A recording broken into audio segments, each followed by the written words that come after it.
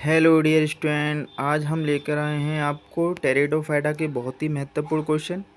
ये क्वेश्चन 30 हैं आपके लिए और मुझे लगता है कि अगर आपने ये 30 क्वेश्चन कर लिए तो आपके एग्ज़ाम से इसमें से कुछ भी बाहर नहीं जाएगा। तो हम स्टार्ट करते हैं बिना देरी किए हुए। पहला क्वेश्चन हमारा है, टेरिडोफाइट्स को प्रथम वस्कुलर पादप क्यों कहा जाता है। तो इसमें आपको 4 ऑप्शन दिए गए हैं, आपको उसमें से कोई एक वन टिक करना है। पहले आप अपने मन में ये सोच लीजिए कि इसका कौन सा आंसर हो सकता है, उसके बाद मैं इसका आंसर आपको बताऊंगा। तो इसमें पहला है क्योंकि इनमें सीड्स नहीं होते, दूसरा क्योंकि इनमें जाइलम और फ्लोएम होते हैं, क्योंकि ये जल में रहते हैं, क्योंकि इनमें फ्लावर होते हैं। तो टेरिडोफाइटा को प्रथम वस्कुलर पादप क्यों कहा जाता है, क्योंकि यह प्रकृति में पाए जाने वाले पहले ऐसे प्लांट होते हैं जो वस्कुलर होते हैं। तो इसका आंसर बी होगा, क्योंकि इनमें जाइलम और फ्लोएम होते हैं, यानी कि वस्कुलर बंडल पाए जाते हैं। तो इसका आंसर बी सही है। अगला क्वेश्चन है हमारा, टेरिडोफाइट का वर्गीकरण कितने क्लासेस में किया गया है। तो इसमें ए बी का आंसर है 3 और सी में 4 और 5। तो इसका जो सही आंसर है सी, यानी कि 4 क्लासेस। साइलोप्सिडा का उदाहरण क्या है, लाइकोपोडियम, साइलोटम, इक्विसिटम या स्लेजिनेला। तो साइलोप्सिडा के अंतर्गत जो प्लांट आता है वो है हमारा साइलोटम। अगला क्वेश्चन है हमारा 4, लाइकोप्सिडा का प्रमुख लक्षण क्या है, माइक्रोफिल्स की उपस्थिति, मेगाफिल्स की उपस्थिति या सीड का निर्माण या फ्लावर्स की उपस्थिति। तो देखिएगा, इसमें जो पहला सही हमारा आंसर हो रहा है, पहला है माइक्रोफिल्स की उपस्थिति। तो इसका आंसर ए सही है। साइनोप्सिडा का सामान्य नाम क्या है। तो साइनोप्सिडा के अंतर्गत कौन सा प्लांट आता है, हॉर्सटेल, क्लब माउस, फर्न या विस्क मास्क। तो इसका आपको आंसर सर्च करना है। तो इसमें जो पहला आंसर है वो है हमारा हॉस्टेल। टेरोप्सिडा में पाए जाने वाले पादप कहलाते हैं, टेरोप्सिडा के में पाए जाने वाले पत्ते कहलाते हैं। तो माइक्रोफिल्स, फ्रॉन्स, ट्रोफोफिल्स या स्पोरोफिल्स। तो इसका जो सही आंसर है वो है फ्रॉन्स। अगला क्वेश्चन है हमारा, प्रोटोस्टील की विशेषता क्या है। जाइलम फ्लोएम से घिरा रहता है, जाइलम केंद्र में होता है, पित्त की उपस्थित और फ्लोएम केंद्र में होता है।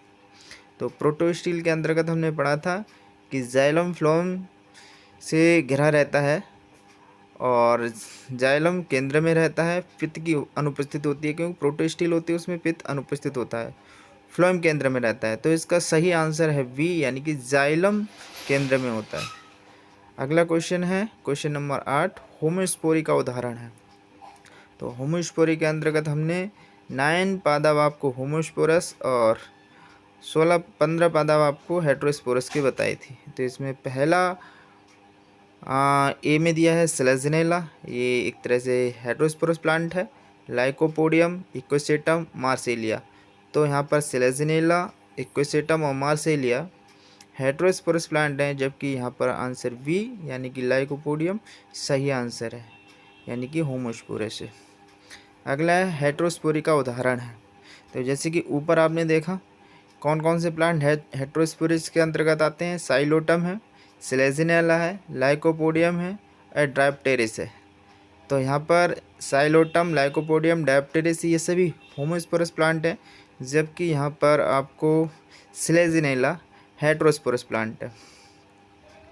टेरिडोफाइटा में अल्टरनेशन ऑफ जनरेशन कैसा होता है, केवल गैमेटोफाइट होता है, केवल स्पोरोफाइट होता है, केवल गैमेटोफाइट और स्पोरोफाइट होता है, या कोई नहीं होता।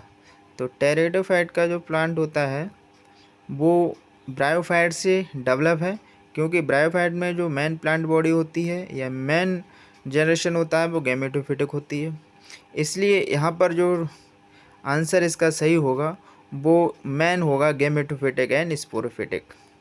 अगला क्वेश्चन है, साइलोटम में जड़ें होती हैं, 2 रूट्स होती हैं, राइजोइड्स होती हैं, एडवेंटिटियस रूट्स पाई जाती हैं, या कोई जड़ें नहीं होती।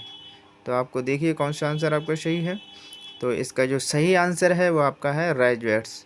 राइजोइट्स इसमें पाए जाते हैं क्योंकि ट्रू रूट्स अभी पूरी तरह से अब्सेंट होती हैं, तो साइलोटम में राइजोइट्स प्रेजेंट रहते हैं।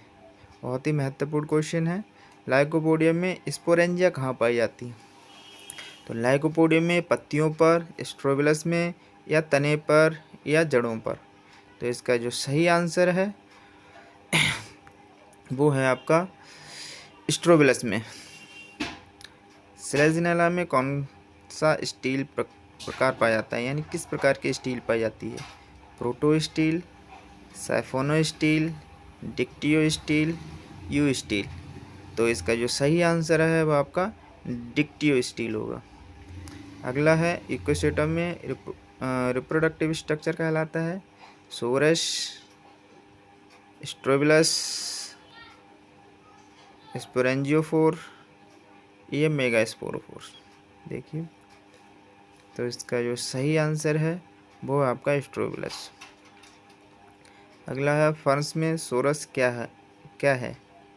तो पत्तियों का समूह होता है, स्पोरेंजिया का समूह होता है, जड़ों का समूह होता है, या तने का हिस्सा होता है। तो इसका जो सही आंसर होगा पत्तियों का समूह। पत्तियों की जो फर्न होते हैं उन पर छोटे छोटे बैक लाइक में मैंने स्ट्रक्चर दिखाया है। तो पत्तियों की बैक पर पीछे साइड में आपको छोटे छोटे स्ट्रक्चर दिखाई देंगे और वो स्ट्रक्चर आपका स्पोरेंजिया कहलाते हैं। तो इसका सही आंसर है स्पोरेंजिया का समूह। टेरिडोफाइट में वाटर कंडक्शन के लिए उत्तरदायी ऊतक होते हैं। तो पैरेन्काइमा, जाइलम, फ्लोएम, या कोलेनकाइमा। तो क्योंकि यहाँ पर जाइलम फ्लोएम का डेवलपमेंट हो गया है, इसलिए पानी कंडक्शन का जो मेन कार्य होता है वो जाइलम का होता है, तथा सही आंसर आपका जाइलम है। टीलोम थ्योरी किसने दी? बहुत ही महत्वपूर्ण क्वेश्चन है ये। टीलोम थ्योरी किसने दी? तो टीलोम थ्योरी देने वाले जो साइंटिस्ट हैं वो आपके हैं जिम्मरमैन।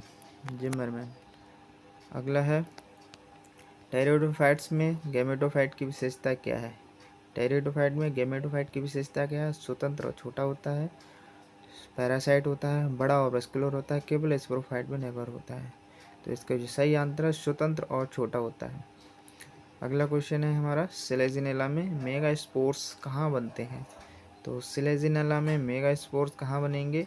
माइक्रोस्पोरेंजिया में, और मेगा स्पोरेंजिया में, सोरस में, या फिर स्ट्रोबिलस में।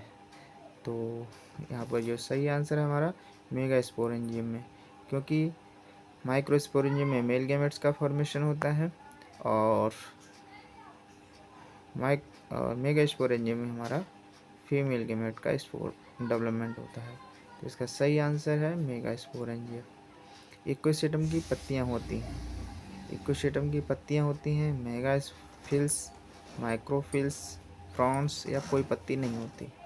इसका सही आंसर बी, माइक्रोफिल्स। टेरिडोफाइट्स का इकोनॉमिक इम्पोर्टेंस क्या है? तो खाद्य उत्पादन में, मेडिसिनल या ऑर्नामेंटल, या कपड़ा निर्माण में, या लकड़ी उत्पादन में।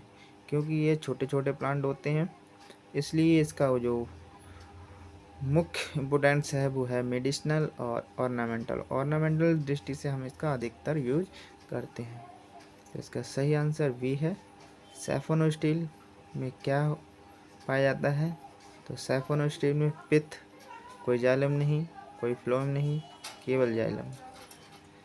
तो इसका सही आंसर है आपका ए, पित्त प्रेजेंट होती है जबकि प्रोटो स्टील में पित्त एब्सेंट होती है। तो इसका सही आंसर ए है। जाइलम और फ्लोएम पाए जाते हैं, लेकिन यहाँ पर गलत क्वेश्चन आंसर दिया है। टेरिडोफाइट में स्पोरेंजिया के प्रकार बताइए। तो टेरिडोफाइट में आपको दो प्रकार की स्पोरेंजिया देखने को मिलती हैं। दो प्रकार की मुख्यतः स्पोरेंजिया होती हैं, यू स्पोरेंजिएट और लेप्टोस्पोरेंजिएट दोनों। तो अब बात करते हैं हम टेरिडोफाइट में स्पोरेंजिया का प्रकार। तो इसमें से दोनों पाई जाती हैं, यू स्पोरेंजिएट और लेप्टोस्पोरेंजिएट। फर्न्स में रिप्रोडक्शन होता है, फर्न्स में सीड्स के द्वारा, स्पोर्स के द्वारा, वेजिटेटिव प्रोपागेशन द्वारा, या फ्लावर्स द्वारा। तो यहाँ पर सीड अभी पूरी तरह से डेवलप नहीं हो पाए हैं फंड्स में, तो यहाँ पर जो डेवलपमेंट होगा वो होगा स्पोर्ट्स के द्वारा। इसका सही आंसर है बी। टेरिडोफाइटा और जिम्नोस्पर्म में समानता है, सीड की उपस्थिति, वेस्कुलर टिश्यू, फ्लावर की उपस्थिति या कोई गैमेटोफाइट नहीं। तो क्योंकि टेरिडोफाइट में वेस्कुलर प्लांट का डेवलपमेंट हो गया है और ये जिम्नोस्पर्म से हायर प्लांट है, तो यहाँ दोनों में ही वेस्कुलर टिश्यू का डेवलपमेंट है, तो ये एक तरह की समानता देखने को मिलती है। अगला क्वेश्चन हमारा है लाइकोपोडियम का गैमेटोफाइट होता है। तो लाइकोपोडियम का स्वतंत्र होता है, हरा, पैरासाइट और छोटा, वस्कुलर, कोई गैमेटोफाइट नहीं पाया जाता है। तो यहाँ पर जो सही आंसर है आपका वो है बी, पैरासाइट और छोटा। अगला है टेरिडोफाइट्स में राइजोम की भूमिका है। तो टेरिडोफाइट में राइजोम वाटर कंडक्शन का वर्क करेगा, फूड स्टोरेज एंड रिप्रोडक्शन का, फोटोसिंथेसिस का या सीड प्रोडक्शन का। तो इसका सही आंसर है वो हमारा बी है, यानी फूड स्टोरेज एंड रिप्रोडक्शन। अगला है सिलेजिनेला में हेट्रोस्पोरी का महत्व क्या है। तो सीड डेवलपमेंट की ओर प्रगति है, केवल मेगा स्पोर्स प्रोडक्शन है, केवल माइक्रोस्पोर्स का प्रोडक्शन है या कोई महत्व नहीं है। तो इसका सही आंसर है वो आपका ए है, सीड डेवलपमेंट की ओर प्रगति। और ये हमारा रहा 29वां क्वेश्चन टेरिडोफाइट का फॉसिल उदाहरण है। तो बहुत ही महत्वपूर्ण क्वेश्चन है, ये है आपका राइनिया, पाइनस, साइकस, गिंगो। तो यहाँ पर फॉसिल का उदाहरण आपका राइनिया है, जबकि गिंगो लिविंग फॉसिल का उदाहरण होता है। सबसे लास्ट क्वेश्चन हमारा टेरिडोफाइट्स में स्पोरोफाइट की विशेषता है। तो ये क्वेश्चन मुझे लगता है रिपीट हो गया। छोटा और पैरासाइट्स, स्वतंत्र वस्कुलर, रूट्स वाला और कोई स्पोरोफाइट नहीं। तो टेरिडोफाइट में स्पोरोफाइट हमारा छोटा और पैरासाइट। टेरिडोफाइट में स्पोरोफाइट की विशेषता है हाँ, स्वतंत्र और वस्कुलर। ये लास्ट क्वेश्चन है आपके 30 क्वेश्चन, और इसको आपको PDF चाहिए तो मेरे टेलीग्राम ग्रुप में जुड़िए, इसमें आपको मैं PDF प्रोवाइड कर दूंगा। अगर आपको जानकारी अच्छी लगी है तो चैनल को लाइक, शेयर एंड सब्सक्राइब अवश्य करें। Thank for watching.